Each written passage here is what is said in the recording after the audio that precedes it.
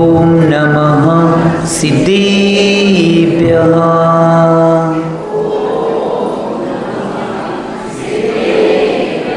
ओम नमः सिद्धेभ्यः।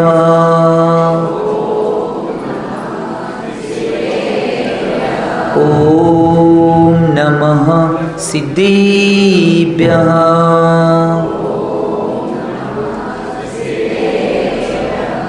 मोक्षमार्गस्य नेतारं भेत्तारं कर्मभूभृतां ज्ञातारं विश्वतत्त्वानां वन्दे तद्गुणलब्धे वन्दे तद्गुणलब्धे वन्दे तद्गुणलब्धे।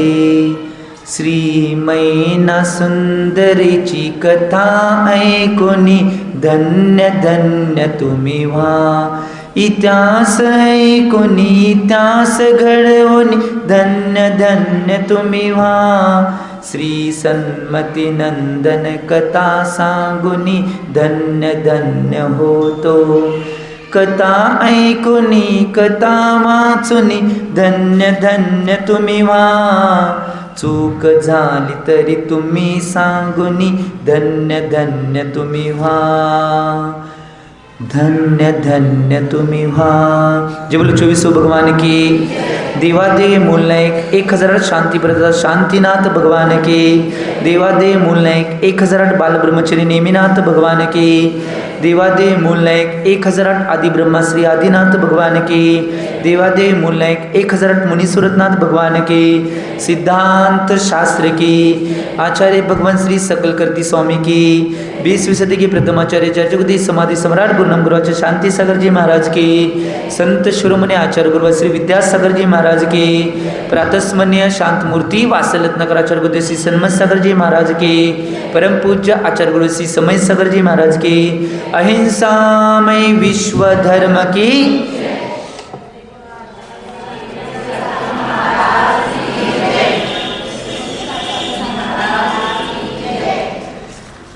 भवीजी हो। आचार्य भगवान सकल कीर्ती स्वामीजी विरचित श्री श्रीपाल राजा मैना सुंदरीचे कथेचे वाचन चालू आहे। आणि कालच्या भागामध्ये आचार्य भगवंतांनी अतिशय सुंदर प्रसंग दिला होता की जी कथानकची मेन व्यक्ती आहे तिचं लग्न झाल्यानंतर ती आपल्या संसारामध्ये आरूढ होण्यासाठी इकडं आल्यानंतर मंदिरचा प्रवेश मंदिरचा प्रसंग एक आपल्यासमोर उपस्थित केला होता आचार्य महाराजांनी। आणि त्या मंदिरच्या प्रसंगामध्ये ज्यावेळी मैना सुंदरीची सासू ती काय म्हणत होती आई त्या आईनं बऱ्याच गोष्टींची चर्चा तिच्यावर केली होती आणि तिथं आपला प्रसंग थांबला होता। आणि त्यानंतर त्यांनी ती सगळ्या गोष्टी ऐकून श्रीपाल राजाचा कोड रोग बरा होऊ शकतोय हे सांगितलेलं ऐकून त्या मातेला सुद्धा अत्यानंद होतोय की धर्माच्या प्रभावानं जर नाही कोडी श्रीपाल राजाचा आणि त्याच्याबरोबर 700 कोडींचा जर कोड रोग बरा नसेल तर धर्माच्या क्रिया करायला आम्हाला काही हरकत नाही ही मातेच्या भावना झाली। आणि गुण्या गोविंदानं त्यांनी एकाच घरामध्ये आपलं शरीरार्थ करत होते हा प्रसंग इथंपर्यंत आलता। आणि त्याच वेळी घटना अशी घडते आता ज्यावेळी त्यांची सगळ्या क्रिया पूर्ण होतात त्या सगळ्या क्रिया पूर्ण झाल्यानंतर जी श्रीपाल राजाची माता आहे ती माता मैना सुंदरी जवळ जाते आणि मैना सुंदरी जवळ गेल्यानंतर त्यांची चर्चा चालू होते। त्या चर्चेमध्ये श्रीपाल राजाची आई ती बऱ्याच गोष्टी आता मैना सुंदरी बरोबर बोलायचं होतं म्हणजे त्यांच्या सुनीबरोबर त्यांना बोलायचं होतं आणि त्या गोष्टी बोलण्यासाठी ती त्या मैना सुंदरी जवळ गेलती। ज्यावेळी मैना सुंदरी आईंच्या जवळ म्हणतात की आई तुम्हाला माझ्यावर काय बोलायचं आहे काय। त्यावेळी ती श्रीपाल राजांची माता म्हणते होय मला एका वेगळ्या विषयावर चर्चा करायचं आहे कारण की जीवनामध्ये कुणालाही कुठल्या व्यक्तीला नाही फसवायचं नाही। काय ऐकायला बघा ऐका कुठलीही गोष्ट बोलायला आणि कुठल्या गोष्ट व्हायला हे बघा ती श्रीपाल राजाची आई महिनासुंदरीला काय म्हणते, मला कुठलीही गोष्ट फसवून किंवा लपवून तुझ्यासोबत ठेवायचं नाही, म्हणून मी तुझ्या संग चर्चा करायला आलोय. आज सगळं लपवूनच केलं जाते. ते त्या कथानातलं सांगाले हो, इथलं सांगाल नाही. ज्यावेळी हे शब्द बोलल्यानंतर त्यावेळी महिनासुंदरीच्या मनामध्ये काहीतर एक थोडीशी नाही विकल्पाची, थोडासा काहीतरी नाही विकल्पाचा नाही प्रसंग मनामध्ये निर्माण होतोय. महिनासुंदरी तशी शांत, धार्मिक, विद्याप्राप्ती केलेली आणि सगळ्या कलांनी युक्त असणारी महिला होती. फक्त तरी सुद्धा एक मनामध्ये संकल्पने विकल्प आला की आता आई काय सांगणार आहे किंवा त्यांना कुठल्या गोष्टीची चर्चा करायची आहे. कारण त्यांनी शब्द काय काढलाय, मला तुझ्यापासून कुठलीही गोष्ट लपवून ठेवायची नाही आणि फसवायचं नाही. मग हे म्हणल्यानंतर ज्यावेळी ती महिनासुंदरी आईंना निवेदन करते की आई, आता संध्याकाळची वेळ झाल्या आणि या गोष्टीवर आपण सकाळी बोललेलं चांगलं होईल. मी मंदिरची सगळी क्रिया आवरून आल्यानंतर तुम्हाला भेटते आणि तुम्ही त्या सगळ्या गोष्टी मला सकाळी सांगितल्या बरोबर, कारण सकाळची वेळ असते ती चांगली असते. कारण की काय धक्कादायक बातमी असली तरी सहन करायला की नाही, मन जर स्वच्छ असेल तर सहन होणार आहे ना. तुम्ही बी नाही घरात काहीतरी असे सासू सासऱ्यांचे किंवा सासू सुन्यांच्या काय चर्चा असेल की नाही, त्यांना सकाळी बोलायला मला काय निम्मा राग कमी येतोय. ही सुक्ती आहे हो, याचं चिंतन करणं आवश्यक आहे. त्यावेळी हे म्हणल्यानंतर ठीक आहे, तिथनं की नाही ते सासूबाई निघून जातात. आणि ज्यावेळी दुसऱ्या दिवशी सकाळी उठल्यानंतर त्यांनी सगळ्या मंदिरच्या क्रिया वगैरे आवडतात. आणि ज्यावेळी महिनासुंदरी घरात येते त्यावेळी महिनासुंदरी घरात आल्यानंतर, आता ते महिनासुंदरी घरात आल्यानंतर पहिला तिच्या लक्षात येते की सासूबाईंना आपण सकाळी सांगतो म्हणून सांगितलोय.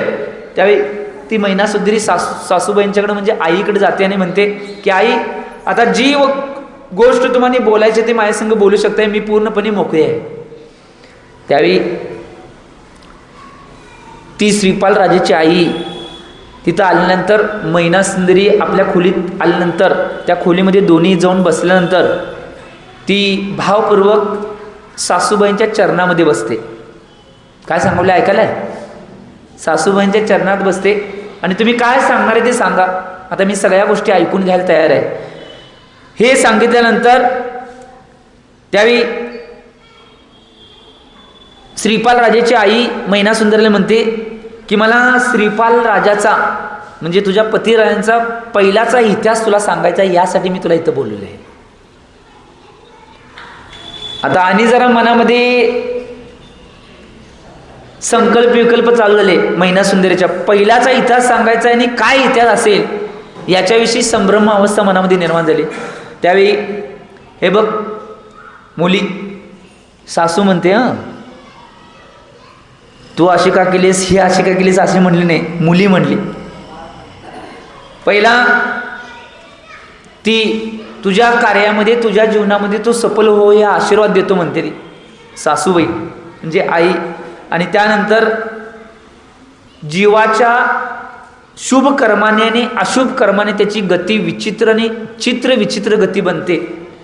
ही ज्यावेळी सांगायला चालू गेली त्यानंतर तिला महिनासुंदरीला सगळ्या प्रकारचा कर्मसिद्धांत माहीत होता. तिला एवढं काय वाटलं नाही. परंतु आता सगळी परिस्थिती विचित्र झाल्यानंतर कालांतरानं सगळ्या गोष्टींना आपल्याला सामोरे जाऊन जे कर्म उदयात येणार आहे, जे आमचं भाग्य असणार आहे, त्या भाग्याला आम्हाला सामोरच जावं लागणार आहे.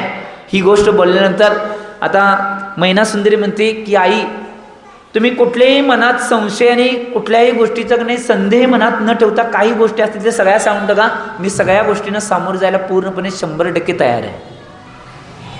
हे सांगितल्यानंतर आता त्यावेळी आई मनामध्ये कुठलीही भावना न घेता त्यावेळी आई म्हणते की बाळ, तुला मी आता नाही तुझ्या पतीच्या कुलाची कथा यथार्थ रूपामध्ये सांगणार आहे, त्यासाठी मी बोलले. आणि तू हे सगळं व्यवस्थित रीतीनं ऐकून घे. आणि त्या आईंनी ते सांगायला चालू केलं.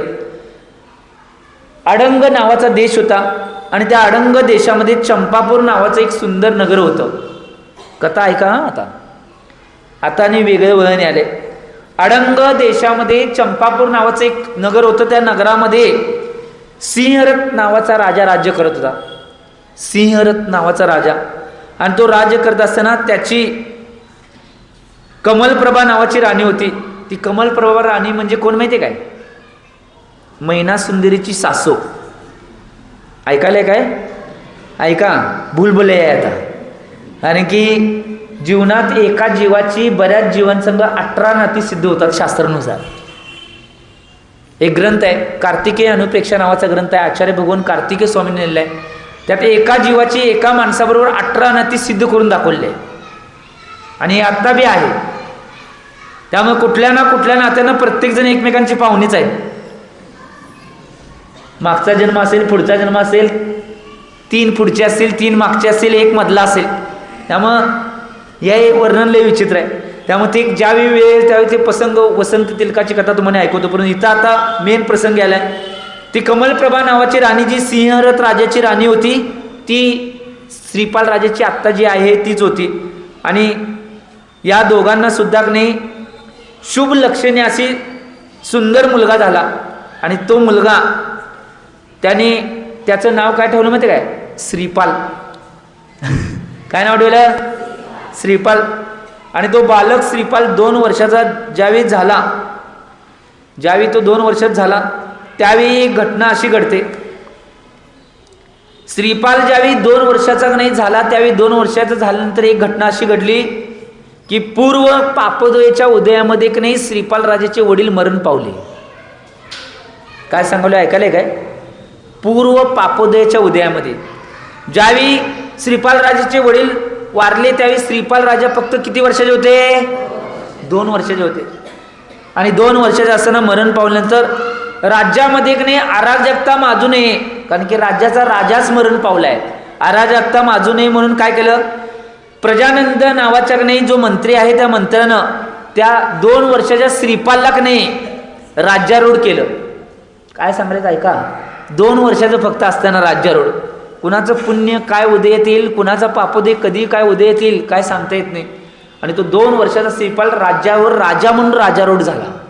राजारूढ झाल्यानंतर त्या श्रीपालाच्या अशुभ पुण्याच्या उदयामुळे त्याच्या चुलत्याच्या मनामध्ये काय आलं माहिती काय? या बाल राजाला मारून आपण राज्यारूढ व्हावं. काकाच्या मनात आले. हो, त्या श्रीपाल राजाच्या काकाच्या मनात आले की याला मारून आपण राज्यारूढ व्हावं. असा दुष्ट विचार ज्यावेळी त्या नाही काकाच्या मनात आला त्यावेळी तो वेगवेगळ्या प्रकारच्या सुक्त्या मनात आठवायला. परंतु इकडे घटना काय? जो प्रधान नाही होता, प्रधान म्हणजे प्रजानंद मंत्री, तो प्रधान होता. तो अतिशय शहाणा होता आणि हुशार होता. त्याने सगळ्या काकाचा त्या अभिप्राय ओळखला की आता श्रीपालविषयी चुकीची घटना होईल. आणि म्हणून तो त्या श्रीपालच्या आईकडे जाऊन तो प्रजापाल प्रधान मंत्री काय म्हणतोय माहिती काय? मला तुम्हाला एक गोष्ट सांगायची आहे. आणि तो म्हणतोय, देवी आपण या बाल राजाला घेऊन देशांतरी जाऊन दुसऱ्या देशात जाऊन राहा. हे ऐकून की नाही त्या राणीला पहिला धक्का बसला. आम्ही राज्याचे राजे आणि मी राज्याची राणी आहे आणि आम्हाला देश सोडून जाऊन की नाही दुसऱ्या देशामध्ये तुम्ही स्थलांतर होऊन तिथं राहावा म्हणून हा आदेश तो प्रजानंद नावाचा मंत्री प्रधान द्यायला आहे. पहिला त्या राणीला जरा धक्का बसला, कारण की या सगळ्या अवस्थेतून जायला साथीला नवरा नव्हता, मुलगा फक्त 2 वर्षाचा आहे आणि मंत्री काय म्हणतोय तुम्ही देश सोडून जाऊन दुसऱ्या देशामध्ये जाऊन राहावं. हे म्हणल्यानंतर ज्यावेळी ते ऐकल्यानंतर तिला मनामध्ये पहिला भय वाटू लागला, कारण की देश सोडून जाताना बऱ्याच वेळा बऱ्याच राणींच्या बरोबर राजांच्या बरोबर राजकुमारांच्या बरोबर घातपात झालेला आहे हे तिनं ऐकलं होतं. म्हणून तिच्या मनामध्ये भीती निर्माण झाली, आम्ही सुद्धा देश सोडून जात असताना जर वाटेमध्ये आमचा घातपात झाला, माझा असेल माझ्या मुलाचा असेल घातपात झाला तर ह्या सगळ्या गोष्टी कशा आम्ही हँडल करायच्या किंवा ह्या कशा स्वीकारायच्या याच्याविषयी मनामध्ये त्यांच्या भीती वाढू लागली. भीती वाढत असताना त्यावेळी त्या प्रजानंद मंत्र्यांना त्यांना धीर दिला की राणी साहेबा एक गोष्ट लक्षात घ्या, हा निर्णय आहे की तुमच्या घातासाठी नाही तर तुमच्या चांगल्यासाठी हा निर्णय मी सांगालोय. मी या देशाचा प्रधान या नात्यानं पहिला माझं कर्तव्य पार पाडण्यासाठी मी म्हणून श्रीपालला 2 वर्षाच्या असताना सुद्धा राजगादीवर बसून त्याचा नाही राजा म्हणून स्वीकार केला होता. मी तुमचा घात करण्याचा कधीही प्रयत्न करणार नाही. फक्त आयुष्यभर तुमच्याकडे पतिराजांची मी सेवा करणारा एक सेवक प्रधानमंत्री आहे म्हणून तुम्हाला योग्य तो सल्ला द्यायसाठी, कारण की तुमच्या दीर जे आहे त्या दीरांच्या मनामध्ये की नाही तुमच्याविषयी आणि तुमच्या मुलाविषयी चांगले भावना आहेत म्हणून मी हा सल्ला तुम्हाला दिलेला आहे. तुम्हाला दुसऱ्या देशामध्ये जायची, तिथली व्यवस्था, तिथं राहण्याची व्यवस्था सगळी मी व्यवस्था करतो, परंतु आत्ता जे संकट आहे ते संकटातून दूर होण्यासाठी हा निर्णय घेणं आवश्यक आहे. त्यावेळी हे सांगितल्यानंतर तिचे बोलण्याचे भाव त्या राणीने ओळखले आणि त्यावेळी त्या राणीला वाटलं की हा निश्चितपणे प्रजानंद राजा आहे, मंत्री आहे, तो निश्चितपणे योग्य ते बोलला आणि ह्याच्या मनामध्ये कुठलेही खोट नाही. ती निर्णय घेते आणि दुसऱ्या देशाला निघून जायसाठी तयार होते. आपलं सगळं सामान बांधते आणि श्रीपाल बरोबर ती जी राणी आहे ती देश सोडून दुसऱ्या देशामध्ये जाऊन राहण्यासाठी जिथं व्यवस्था केली त्या दुसऱ्या देशामध्ये जाऊन तिथं त्या घरामध्ये जाऊन राहते. आता त्या देशामध्ये गेल्यानंतर योगायोगानं त्या देशात गेल्यानंतर काही काळ निघून गेल्यानंतर त्यांचं सगळं व्यवस्थित गुजराण चालू होतं. सगळ्या व्यवस्था व्यवस्थित पार पडते. त्यांचं जो परिवार आहे तो आनंदाने सुखाने तिथं राहत होता. त्याच वेळी काही काळ निघून गेल्यानंतर एक घटना घडते आणि त्या श्रीपाल राजाला कुष्ठरोग होते आणि त्याच्याबरोबर त्याचे मित्र जे 700 होते त्या सगळ्यांना सुद्धा कुष्ठरोग होतोय, कोड रोग. कुष्ठ त्यात गलित कुष्ठ वेगवेगळे कुष्ठाचे प्रकार आहेत. तो रोग झाल्यानंतर ज्यावेळी तो रोग झाल्यानंतर की नाही त्या आईनं निर्णय घेतला की आपण उज्जैनी नगराला जायला पाहिजे, कारण की श्रीपालला कोड झाला आणि तो कोड बरा करणं आवश्यक आहे. म्हणून ते उज्जैन नगरीमध्ये आले आणि त्याच वेळी उज्जैन नगरीमध्ये घटना काय घडली तुम्हाला माहिती आहे, ते काय सांगायची गरज नाही. उज्जैन नगरीमध्ये आल्यामुळं त्या उज्जैन नगरीमध्ये ज्यावेळी त्या राजाला भेटल्यानंतर त्यानं मैना सुंदरीचं लग्न लावून झालं हे तुम्हाला सगळं माहिती आहे कथानक. आता हे कथानक पुढे जाणार आहे. विवाह झाला, सगळी गोष्ट झाली, परंतु एवढं सगळं झालं तरी सुद्धा नाही मी माझ्या मुलाचा जो कुष्ठरोग आहे तो बरा करण्यामध्ये असमर्थ राहिल्या. परंतु मैना सुंदरी तू राणी, तू पत्नी अशी मिळाल्या, त्या पुण्याच्या उदयामध्ये आता श्रीपाल राजाचा कुष्ठरोग सुद्धा बरा होणार आहे म्हणून दिगंबर मुनांनी भाकीत केलेलं आहे. त्यामुळे मला जास्त आनंद आहे म्हणून ही सगळी कथा मी सांगितली. म्हणजे या कथानकातून मैना सुंदरला एक तर गोष्ट सिद्ध झाली की मी ऐऱ्या गैऱ्या कुठल्या रस्त्यावर फिरणाऱ्या माणसासंग लग्न केलं नाही. श्रीपाल सुद्धा ऐसा तसा नव्हता, तर तो एका राज्याचा राजकुमार आणि राजा होता, त्याच्याशी माझं लग्न झालंय. ज्यावेळी कुष्ठरोग बरा होईल त्यावेळी मी एका राज्याची राणी असणार आहे हे मनात तिच्या सिद्ध झालं. कारण की तिला वाईट का वाटत होतं, सुरसुंदरी तिची बहीण होती की नाही, ती बहीण प्रत्येक वेळीला हिणवत होती. कारण की ती निश्चितपणे दुसऱ्या धर्माचं नाही अध्ययन करून दुसऱ्या धर्माच्या गोष्टी बरेच शिकून तिनं आपल्या जीवनाला जगण्याचा प्रयत्न केला होता आणि प्रत्येक वेळी ती मैना सुंदरला निश्चितपणे हिणवायची. म्हणून तिला वाटलं की वडिलांनी चुकीचा निर्णय घेतलाय, परंतु चुकीचा निर्णय माझ्या भाग्यानं तो चुकीचा निर्णय सुद्धा योग्य निर्णय झालाय हे तिने मनात मांडलं. एक गोष्ट लक्षात घ्या, याच्यावरनं एकच गोष्ट कळते, तुम्ही जीवनामध्ये सगळ्या व्यक्तींचं चांगलं करत जावा, तुमचं चांगलं आपोआप होतंय. काय म्हणलो ऐकायला? दुसरा व्यक्ती आमचं वाईट करतोय म्हणून आम्ही त्या व्यक्तीचं वाईट चिंतायचं नाही. ऐकायला कानोकडे ठेवून, दुसरा व्यक्ती आमचं वाईट चिंतोय म्हणून आम्ही त्या व्यक्तीचं वाईट चिंतायचं नाही. आम्ही प्रत्येक व्यक्तीचं चांगलंच करत जायचं. आम्ही जेवढ्या लोकांचं चांगलं करणार आहे तेवढं आमचं चांगलं होणार आहे हे लिहून ठेवा. हे आचार्य सन्मत सागरांचं सूत्र आहे, याचं चिंतन करणं आवश्यक. त्यामुळे जेवढ्या लोकांचं, कोण माझ्यावर वाईट वागला, कोण मला वाईट बोलला, माझं काय वाईट केला, कोण व्यक्तीनं वाईट केल्यानंतर वाईट होणार नाही. कर्मसिद्धांत आहे. कर्मसिद्धांत काय आहे? त्याचं पुण्य, त्याचं पाप आणि त्याचं भाग्य जसं असेल तसंच जीवनात त्याच्या होणार आहे. कोण व्यक्ती वाईट करू शकत नाही आणि कोण वस्तू वाईट करू शकत नाही, कुठली क्रिया वाईट करू शकत नाही. त्याचं पुण्य आणि त्याचं पाप हेच वाईट आणि चांगलं करणार आहे. त्यामुळे तुम्ही लक्षात ठेवा, तुमच्या जीवनात तुमच्या संग कोण वाईट असलं तर त्या व्यक्तीसंग लई वाईट तुम्ही वागू नका. मला सांगा, तो व्यक्ती वाईट वागलाय म्हणून तुम्ही वाईट वागलाय, तुमच्यात आणि त्याच्यात काय फरक राहिला? तुम्ही काय झालं मग, चांगलं का वाईट? सूत्र आहे. आम्ही जर धर्माचे संस्कार आमच्यावर असतील, योग्य तो धर्म आमच्या अंतरंगात आम्ही घेतला असेल, तर निश्चित रूपानं ज्याप्रमाणे या राणीनं मांडलं होतं मैना सुंदरीनं, माझं भाग्य असेल तसं होईल, असं जर तुम्ही मांडला आणि कुठल्याही व्यक्तीसंग चांगलं वागण्याचा प्रयत्न केला तर तुमच्या जीवनात तुमचं कोणीही वाईट करू शकत नाही. हा कर्म सिद्धांत आहे. ह्याचं चिंतन करा. आता एवढं ऐकल्यानंतर, एवढ्या सगळ्या गोष्टी ऐकल्यानंतर एवढा आनंद झाला. आणि हा सगळा आनंद झाल्यानंतर, ह्या सगळ्या गोष्टी ऐकल्यानंतर त्या मैना सुंदरीचा आनंदाचा पारावर नाही, कारण की तो राजा आहे हे तिला बातमी कळल्या. आणि महाराजांनी तर सांगितलंय, दिगंबर महाराजांनी काय सांगितलं होतं, निश्चित रूपानं तुझ्या नवऱ्याचा कुष्ठरोग बरा होणारच आहे. त्याचा मार्ग सुद्धा सांगितलं, 2 वर्षाचं सिद्धचक्र आराधना महामंडळ विधान करायचं आहे, त्याच्यामुळे तुझ्या नवऱ्याचा कोड रोग बरा होईल. ही गोष्ट नाही महाराजांनी सांगितलेली. आणि तिला माहित होतं, कारण की तिनं जैन सिद्धांतांचा, जैन ग्रंथांचा अभ्यास केला होता. तिला माहित आहे महाराजांच्या मुखातून जो शब्द आलाय तो 100% खरा होणारच आहे, हे तिला माहित होतं. म्हणून ती बिंदास्त होती. एक गोष्ट लक्षात घ्या, जीवनामध्ये धर्म करत असताना, कुठलीही गोष्ट होत असताना, त्या गोष्टीला धर्माच्या माध्यमातून जेवढं धर्माला स्वीकारता येईल तेवढं स्वीकारा. तुमच्या जीवनात कधीही कुठलं वाईट होणार नाही, कारण की धर्म कधी असत्य बोलत नाही. काय म्हणलो मी? धर्म कधी असत्य बोलत नाही, किंवा धर्माच्या कुठल्याही गोष्टी असत्य कधी होणार नाही. कारण की धर्म त्रिकालबाधित सत्य आहे. आज सत्य आहे, उद्या सत्य आहे, माग सत्य होता, भविष्यात सत्य आहे. कुठेही जावा, धर्म तो सत्यच राहणार आहे. आणि जो व्यक्ती सत्याची बाजू घेतोय त्याचा विजय निश्चित आहे, त्याची पराजय कधी होणार, हे लिहून ठेवा. काय त्यावरली पांढरेश आहे. त्यामुळे तिला आनंद झाला. हे सगळं ऐकल्यानंतर तिला एवढा आनंद झाला.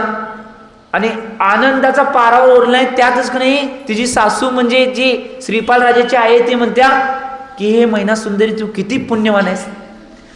तू आमच्या घरात आल्यामुळं सगळ्या गोष्टी आता सुरळीत व्हायल्यात.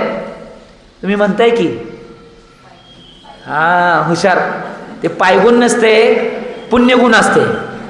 तुम्ही म्हणताय चुकीचं. असं पायानं कोणाचे काय झालं असतं, लय झालं असतं, पुण्यगुण असते. पुण्य करणारी आणि पुण्याचं भंडार ज्या व्यक्तीजवळ आहे, ती व्यक्ती ज्या घरात जाईल त्या घरामध्ये सोनं सोनं होणार आहे. आणि ज्या व्यक्तीच्या नशिबात पाप आहे, तो व्यक्ती ज्या घरात जाईल तिथलं सोनं सुद्धा कोळसं होऊन बनेल. ही गोष्ट लक्षात घ्या. त्यामुळं सासूनं, आईनं पुण्यवान जीव म्हणल्यामुळं तिला आणि परत आनंद झाला. आणि की बघा, ज्या व्यक्तीला आयुष्यभर दुःख भोगायला लागून दे म्हणून वडिलांनी कोडी माणसासंग लग्न केलं, त्या घरात जाऊन सुद्धा ती आनंद आणि अतिशय उत्कृष्टताने आपल्या जीवनामध्ये करायला. का? याचं मूळ कारण आहे धर्म. चिंतन करा. हे झाल्यानंतर आई म्हणते की हे पुण्यवती कन्या सुनेला म्हणाल्या, सासू. आणि आजच्या सासवा हाका म्हणते, सांगाले ते पुराणातले सासवांचं सांगाले हो, किती संस्कृतवान आणि संस्कारवान असतात हे सांगाले. आणि आजच्या सासून सांगाले. आज काय कायांचं मला तर आश्चर्य वाटते. आता हे वाचताना कधी कधी मध्ये मला राहत नाही म्हणून मी सांगतो ह्या गोष्टी. कारण की काय कायांचं आज एक सुनांचं बी, मुलींचं बी मला आश्चर्य वाटते. काय सुना सासवांना नाव घेऊन बोलवतात, काय सुना काय नवऱ्याचं नाव घेऊन बोलवतात. मला लई वाईट वाटते. एक गोष्ट लक्षात घ्या, आदर, तीर्थ आणि प्रेमपूर्वक आणि विनयपूर्वकच व्यवहार सगळ्यांच्या बरोबर एकमेकांचा पाहिजे.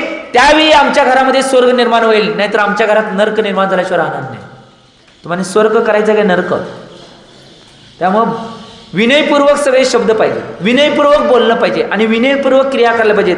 त्यावेळी एवढं म्हटल्यानंतर हे कन्ये, पुण्यवती कन्या, आणि तुझ्या पुण्यामुळं माझ्या मुलाचा कुष्ठरोग सुद्धा बरा होणार आहे. हे शब्द काढल्यानंतर मैना सुंदरला एवढं चांगलं वाटतंय. आणि तुझ्या पुण्यदयामुळं माझा मुलगा जे देशाचं राज्यपद गेलं होतं ते राज्यपद सुद्धा परत मिळवणार आहे, ही खात्री मला आहे. म्हटल्यानंतर आता मैना सुंदरला अतिशय आनंद झाला. खरोखर त्या मैना सुंदरीचं पुण्य होतो. कारण की महान पुरुष ज्या घरात जातील, ज्या ठिकाणी जातील तिथलं सुद्धा सोनं सोनं होते. ज्या घरात जातील त्या घराचं सोनं होते. आणि ते घरातली व्यक्ती जर महापुरुष निघून गेले तर त्या घराचा कायापालट व्हायला वेळ लागणार नाही. ही गोष्ट लक्षात घ्या. हे म्हणल्यानंतर एवढा आनंद त्या मैना सुंदरी झाला. आणि त्या आनंदामध्येच ती मैना सुंदरी अतिशय भावपूर्वक होती. आणि मग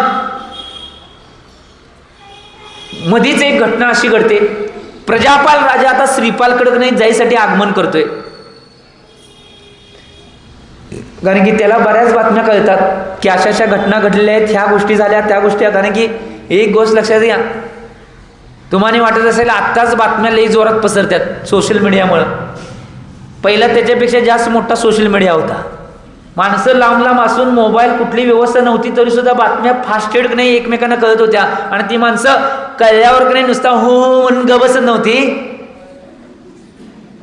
त्या क्रिया करून आनंद व्यक्त करून त्या सगळ्या क्रियामध्ये सहभागी होते.